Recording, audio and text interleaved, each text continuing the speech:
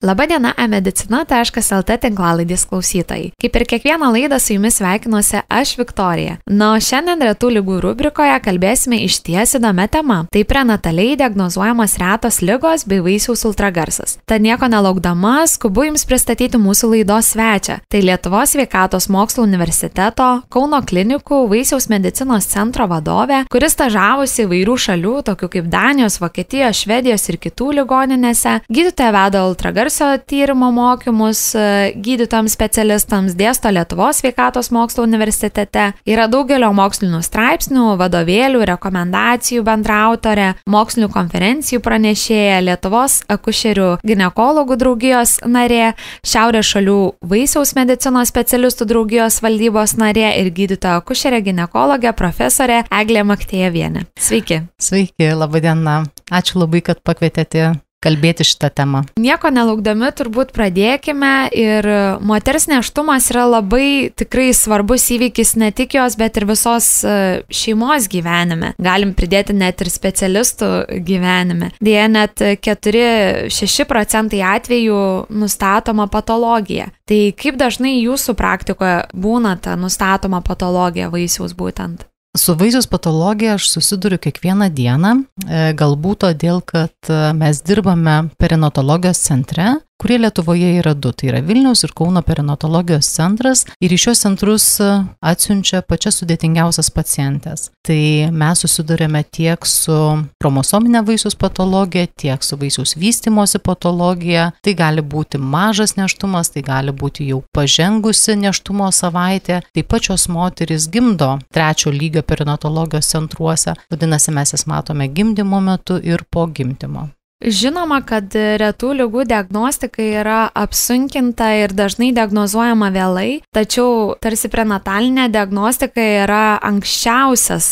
tas taškas diagnostikai. Tad kuriame nėštumo periode ar trimestre yra nustatoma dažniausiai ta reta liga, ar vis tik nėra čia kažkokios taisyklės? Kada mes kalbame apie retas ligas, tai sakome, kad paciento kelias prasideda dar nėštumo metu, todėl kad daugelį retų ligų mes galime matyti, diagnozuoti dar nėštumo metu. Reikėtų pažymėti, kad reta liga mes vadiname tokią ligą, kuri pasireiškia rečiau negu 1 iš 2000 atvejų. Tai, tikrai retos ligos. Ir šių ligų pasaulyje yra nustatyta daugiau negu 6000 ir dažnai reta liga būna susijusi su chromosominė patologija. Vadinasi, apie 72% visų retų ligų būna kartu su chromosominė patologija.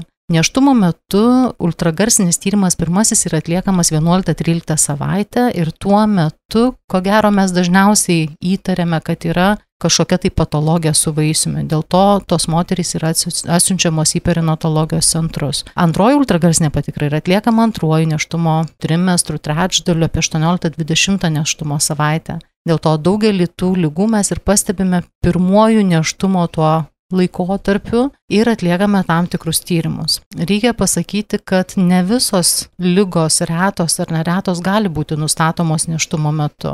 Ir jeigu kai kurios, tarkim, kaip centrinės nervų sistemos patologija arba pilvo sienos patologija, jos gali būti dažnai nustatomos nėštumo metu, tai tarkim kai kurios tokios kaip širdies ligos arba ypač retos metabolinės nervų raumenų ligos, jos gali būti nustatomos tik tai po gimimo ir tai dar turbūt, kada vaikas pradeda vaikščioti, sėdėti, taip kad ne visas mes galime nustatyti nėštumo metu. Tačiau didžiąją dalį taip, tas paciento kelias prasideda nėštumo metu. Turbūt ta diagnostika, būtent vaisiaus ultragarsas lemia, kad gydytojas specialistas turi turėti tą patirtį, būtent atpažinti tas ligas ir būtent gal iš jūsų praktikos norėtųsi paklausti, kokie gal požymiai, ką jūs ten stebite, ką žiūrite.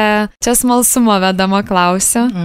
Ultragarsinis tyrimas yra labai specializuotas tyrimas ir jūs pristatydama sakėte, kad mes vedame mokymus. Tai būtent 1. ir 2. nėštumo trečdalio ultragarsinę patikrą atlieka gydytojai, kurie turi tam gebėjimų arba mokymų, arba, tarkim, atnaujina pastoviai žinias, nes tai yra 2 svarbiausi tyrimai, kada mes tyriame vaisių dėl vystymosi patologijos. Ir yra tam tikri požymiai, kada mes galime įtarti, kad kažkas yra negerai. Tai tarkim, pirmojo nėštumo trečdalio mes matuojame sprando vaiskumą, kuri jeigu padidėjusi, labai dažnai būna siejama su genetinė patologija arba su didžiosiomis vaisiaus raidos ydomis tokiomis kaip širdies patologija. Ir tą labai svarbu nustatyti nėštumo metu, nes jeigu mes tai atpažįstame, mes kartais galime pagelbėti tai šeimai. Tai reiškia taikyti gydymą dar nėštumo metu. Jeigu mes nustatome, kad tarkime yra širdies liga arba kažkokia tai kita patologija, kada labai svarbu, kad naujagimis gimtų centre, ten, kur jam yra suteikiama iš karto pagalba gydytojų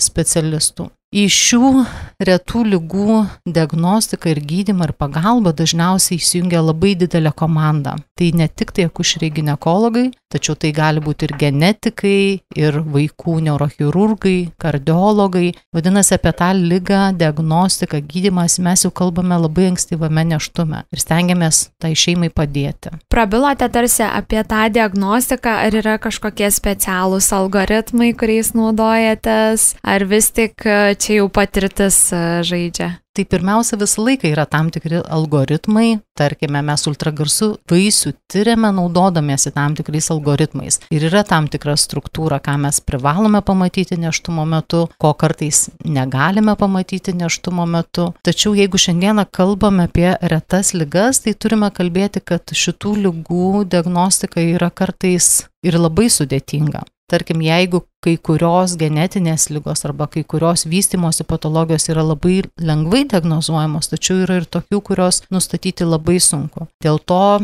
retos ligos dažnai yra aptariamos ne tik tarp kolegų, bet tarkime mes Kauno klinikos turime partnerius Skandinavijoje, tai ir Stokholme Karolinska ligoninė, Danijoje, tai yra taip pat vaisiaus medicinos centrai. Paskutinę pacientę siuntėme į Vokietiją į vaisiaus medicinos centrą. Vadinasi, kai yra reta liga, kartais prireikia net pagalbos iš tiesų iš užsienio tų centrų, kur dažniau jos matomos, galimos gydyti. Taip kad labai įvairiai, nuo, tarkim, labai lengvai atpažįstamų simptomų iki labai sudėtingai nustatomų patologijų. Bet žinoma, algoritmas jisai yra ir dažniausiai gydytojai, kurie tyria ultragarsu, jie tirdami vaisių labai standartizuotai, labai atidžiai, jie gali ir dažniausiai nustato tą patologiją. Tai vis tik kokios dažniausiai yra diagnozuojamos retos ligos, kad ir kaip skambėtų šitas sakinys kontroversiškai? Tai visas retas ligas mes skirstome turbūt į 2 didžiausias grupės. Tai yra vaisiaus vystymosi ydos, kuomet nėra vaisiaus genetinės patologijos, ir vaisiaus genetinė patologija, kada kartu yra tam tikros vystymosi ydos. Tai iš vaisiaus genetinės patologijos turbūt dažniausiai mes susidurime su tomis dažniausiamis patologijomis, tai tarkim Dauno liga, Edvardso sindromas, Patau sindromas ir tam tikros kitos dažnesnės pasitaikančios chromosominės patologijos. Iš retesnių ligų, ką mes turime, tai tam tikros vystymosi patologijos, pavyzdžiui, diafragmos išvarža, stuburo defektas. Kada turime dvynius, dvyniai turi įvairių specifinių komplikacijų, tokių kaip dvynių transfuzijos sindromas, kuomet reikia pasitelkti tam tikrus gydymo būdus nėštumo metu, nes kitaip galime prarasti abudu vaikus. Taip kad tų patologijų yra įvairių ir kiekvienu atveju reikia labai individualizuotai žiūrėti pacientą, kada nustatoma ta patologija, kokia yra gydymo sėkmė, kokia yra prognozė naujagimiui. Nes, šeima, tėtis, mama vaikelio, jie visuomet klausia, kas bus, kaip galime pagelbėti, kur gimdyti, galbūt galime kažką tai padaryti. Mes vaisiaus medicinos specialistai ir iš tiesų visi specialistai, kurie dirba su ta šeima, esame suinteresuoti, kad pagelbėti. Tiesa, kada nustatome vaisių retą ligą, tai dažnai vadiname ir tai iš tiesų yra krizinis nėštumas, nes kiekviena moteris tikisi susilaukti sveiko naujagimio ir net nedidelis nuokrypis į šoną joms kelia labai didelį stresą. Todėl į šitą pagalbą įsijungia praktiškai visada tiek psichologas, tiek socialinis darbuotojas padėti tai šeimai, keliauti kartu Ko mes, tarkime, pasigendame ir net norėtumėm, kad labiau įsijungtų, tai pacientų organizacijos. Tai reiškia viena moteris ar ne kitai moteriai, kuri susiduria su ta pačia problema. Ta jau matome tas užuomasgas, bet tarkime, Lietuvoje tos pacientų organizacijos dar nėra labai stiprios tokios kaip Europoje. Yra keletas gerų pavyzdžių, tokios kaip Padedu augti arba kitos ar ne, bet mūsų srityje jų nėra tokių labai stiprių organizacijų, tai mes labai norėtumėme komunikuoti, dirbti kartu, nes mes vėlgi jaučiame, kad dirbame pacientams ir labai norisi pajausti, ko pacientui reikia ir atliepti tai savo darbu. Tikėkime, kad mūsų pokalbį išgirs ir pacientai, galbūt net ir inicijuosime kokią tai pradžią pacientų susibūrimo. Dar toksai klausimas, kokie tolimesni veiksmai būna nustačius retą diagnozę, ar būna kažkokie keliai, kad būtent siunčiat gydytojai genetikui, tada kitam gydytojui specialistui, vis tik kokie tie keliai yra? Dažniausiai patologija vaisiaus yra nustatoma pirminėje grandyje. Tai reiškia gydytojas akušeris ginekologas, kuris įtaria patologiją, tokią pacientę siunčia į perinatalinį centrą akušeriui ginekologui. Ir matydami, kokia yra problema, mes įjungiame tuos specialistus, kurių reikia. Tai tarkime, bambos išvarža, ar ne? Tai yra tokia patologija, kuomet yra defektas ties virkštele ir į ją patenka žarnos, ar ne? Tais atvejais mes visuomet pasitelkime kartu genetikus, nes žinome, kad šita patologija dažnai yra susijusi su genetika, genetinėmis lygomis, bet ne 100%. Ir taip pat į šitą komandą įsijungia vaikų chirurgas. Ir vaikų chirurgas mes tyrėme kartu ultragarsu, bendraujame, taip pat ir neonatologas, nes kada gimsta toksai naujagimis, jam turi būti teikiama specializuota pagalba. Vaikų chirurgas jau nėštumo metu papasakoja, kokia laukia operacija, kas gali būti tokiam naujagimiui, su kokiamis problemomis ta šeima susidurs, tarkim, maitinimo problemomis ar ne, operacija, kada jinai bus atliekama. Ir dabar šeimos jos nori žinoti, kas, kada, kur, kaip bus. Tai tų specialistų įsitraukimas, mes matome, palengvina tą kelią nėštumo metu iki gimimo naujagimio. Tai tarsi atrodo, kad tas vien tik ultragarso atlikimas, jisai įtraukia kitus specialistus ir tada jau mes galime kažkokius atsakymus pacientams turbūt pasakyti, ar ne? Taip, ir tas ultragarsinis tyrimas, jisai labai įvairus gali būti. Kada mes kalbam apie ultragarsinį tyrimą, jisai gali būti, tas paprastas, dvimatis, kada mes įsivaizduojam, bet ir jisai turi tam tikras specializacijas. Pavyzdžiui, jeigu tai yra vaisiaus širdies patologija, tai mes tada jau įjungiame tokią išsame, ar ne, kardioechoskopiją, kada tyriame vaisiaus širdį daug išsamiau, naudojame 3D, 4D vaizdus, kartais netgi tėvams parodyti, kaip atrodo jų naujagimis, juos nuraminti. Tų šiuolaikinių naujų technologijų naudojimas yra labai pagelbėjantis instrumentas mums medikams. Kaip tik ir norėjau klausti apie tus 3D, 2D, labai inovatyviai skamba šie pavadinimai, bet jau ir atsakėte, kad jums suteikia tiesiog daugiau informacijos apie tam tikras patologijas. Mano kitas klausimas būtų, kokios galimos išeitis, kai, tarkim, įtariat, diagnozuojat retą ligą, kokie yra sprendimai su būtent nėščiosiom šeima, kitais gydytojais, gal galite iš patirties pasidalinti, kokie dažniausiai būna sprendimai. Sprendimai priima pacientas, pacientė su savo vyru. Mūsų gydytojų pareiga yra informuoti ir paaiškinti, kas tai per liga, kokia prognozė naujagimiui tiek išgyvenimo, tiek sergamumo. Ir tėvai labai daug turi klausimų. Kada mes žinome, kas per problema, arba bent jau, tarkime, įtariame ar ne, tai organizuojame konsiliumą. Ir dažniausiai tame konsiliume, konsiliumas tai yra gydytojų susirinkimas. To konsiliumo metu dalyvauja specialistai, kurie yra susiję su ta patologija ir tėvams stengiamės išaiškinti, kas tai per problema ir kas jų laukia. Tai Lietuvoje pagal Lietuvos Respublikos įstatymą iki 22 nėštumo savaičių toksai konsiliumas turi įvykti ir pacientė apsisprendžia priklausomai nuo to, kokia yra nustatyta patologija, kas bus toliau su nėštumu. Nes jeigu mes nustatome tokią vaisiaus vystymosi patologiją, tarkime, tai yra dauginės raidos ydos, kada mes įtarėme, kad vaisius greičiausiai neišgyvens arba turės labai sunkes tiek fizinės, tiek protinę negalę, šeima gali apsispręsti nutraukti nėštumą.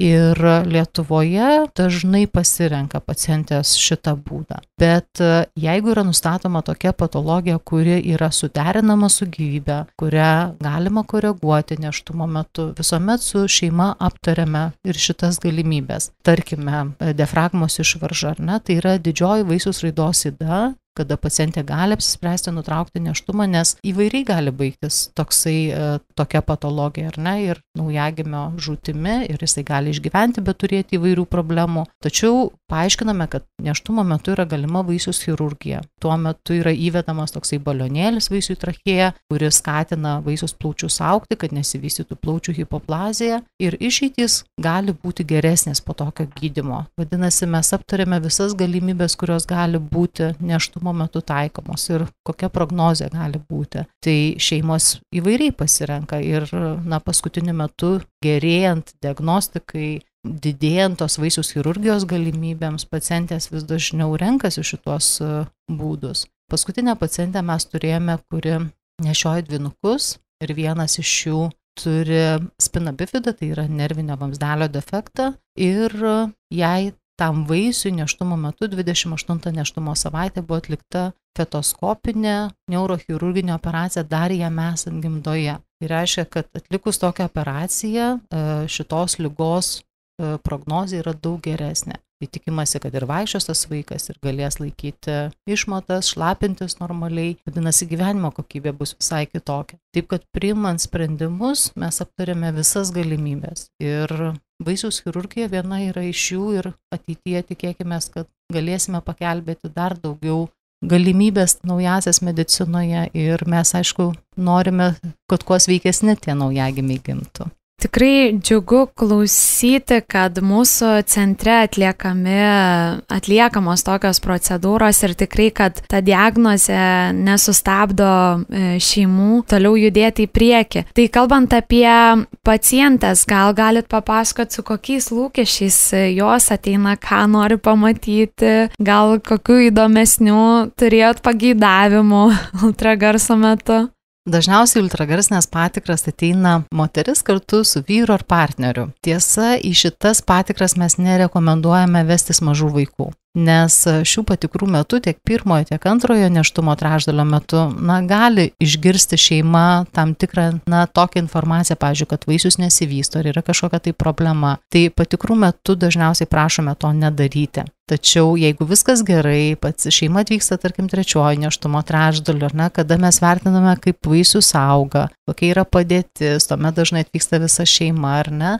Ultragarsinis tyrimas yra toksai, kuris užmezga ryšį, ypatingai pradžioje nėštumo, kada dar moteris nejaučia, kad vaisius juda. Tai pamatymas ekrane, kad vaisius juda, plaka širdelė, leidimas paklausyti vaisiaus širdies dažnio, jisai labai pozityviai psichologiškai suriša iš tiesų tą vaisių su mama ir su šeima. Ultragarsinė patikra tai yra skrininginė programa. Ir skrininginės programos Lietuvoje dažnai labai prastą turi dažnį, kad naudojasi žmonės tom patikros skrininginėmis programomis. Tai mes iš tiesų džiaugiamės, pas mus naudojasi turbūt 100% ir dar nori dažniau atlikti ultragarsinius tyrimus. Dažnai nori sužinoti, kaip tas vaisius jaučiasi, ką šiuo metu gali daryti, ar atmerkti akis, ar girdi. Trečiojo nėštumo trečdaliu, kaip atrodo, į ką panašus vaikai bus, ar tas vaisius, kurį nešioja.